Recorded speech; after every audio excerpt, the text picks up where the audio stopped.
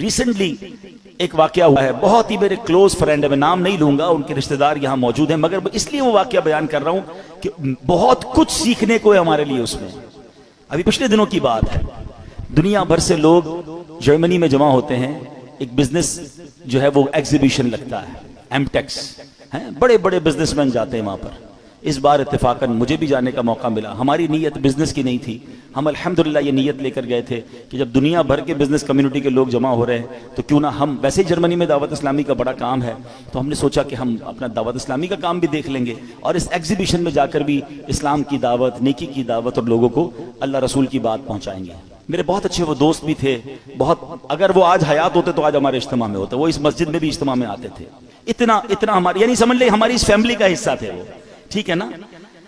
کیا ہوا اب دیکھیں، مطلب کہاں موت آ سکتی ہے، کیسے موت آ سکتی ہے، اب ذرا سمجھیے گا۔ اچھا، میں اور آپ آج تک جب بھی جہاز میں بیٹھے ہیں ہمیں ایک ہی ٹینشن ہوتی ہے، جہاز گر نہ جائے، ایسا ہی ہے نا، سیٹ بیلٹ باندھ لیں، جہاز جب ببل کرتا ہے تو ہمیں گھبراہٹ ہوتی ہے کہ یار جہاز کریش ہو گیا تو مر جائیں گے۔ وہ جہاز میں بیٹھے، وہ جہاز کریش نہیں ہوا، 200-300 مسافر تھے، سب جرمنی پہنچے، مگر جہاز میں کم و بیش 35,000 فٹ کی بلندی پر ان کی روح قبض ہو گئی۔ وہ جہاز میں تھے، میں جرمنی ایئرپورٹ پہ لینڈ ہوا، مجھے میسج آیا، مجھے یقین نہیں آیا، میں نے کہا یار، اچھا میسج بھی بڑا عجیب تھا کہ فلاں بھائی کا جہاز میں انتقال ہو گیا اور ابھی کچھ گھنٹوں بعد جرمنی فلائٹ اترے گی۔ میں نے کہا یار جہاز میں انتقال ہوا ہے تو خبر کیسے باہر آ گئی؟ اب تو خیر جہاز میں انٹرنیٹ آ گیا ہے۔ اب میں نے ان کے رشتہ داروں کو تلاش کرنا شروع کیا، ان کے کچھ رشتہ دار بھی جرمنی میں تھے، میں نے ان کو فون کیا، میں بھی ایئرپورٹ پہ ہی ہوں، جرمنی فرینکفرٹ ایئرپورٹ پہ ہی تھا،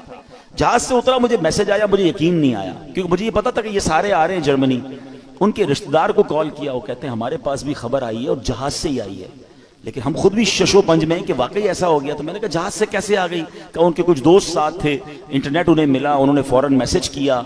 اور اچھا اب فلائٹ کب لینڈ ہوگی؟ تو کہا فلائٹ ابھی 5 گھنٹے باقی ہیں یا 4 گھنٹے باقی ہیں۔ میں بھی انتظار کرتا رہا، بار بار ہم فون پہ رابطے میں رہے، اور جیسے ہی جہاز لینڈ ہوا تو یہ خبر پکی تھی کہ دبئی سے جب جہاز اڑا کچھ گھنٹوں، 1 یا 2 گھنٹے بعد ان کی طبیعت بگڑی، جہاز میں جو بھی فرسٹ ایڈ دیا جا سکتا تھا دینے کی کوشش کی گئی، مگر ان کا وقت پورا ہو گیا۔ نماز پڑھ کر دبئی ایئرپورٹ پہ بتایا، انہوں نے وضو کیا، اسلامی اپنے دوستوں کو کہا چلو یار نماز پڑھ لیں، انہوں نے نماز پڑھی، ماشاءاللہ نیک آدمی تھے، نمازی آدمی تھے، ہماری محفل و اجتماعات میں آتے تھے، اور جہاز کے اندر ان کا انتقال ہو۔ اللہ پاک ان کی مغفرت فرمائے، ان کے درجات بلند فرمائے، جنت الفردوس میں اعلیٰ مقام عطا فرمائے۔ بہرحال الحمدللہ وہاں دعوت اسلامی کا نیٹ ورک تھا، وہاں پر ان کو ماشاءاللہ غسل بھی سنت کے مطابق دیا گیا، اللہ کی رحمت سے نگران شورا وہاں موجود تھے، انہوں نے جنازہ پڑھایا، دنیا بھر کے بزنس کمیونٹی کے لوگوں نے جنازے میں شرکت، دعوت اسلامی کا مرکز فرینکفرٹ فیضان مدینہ میں یہ سب ہوا۔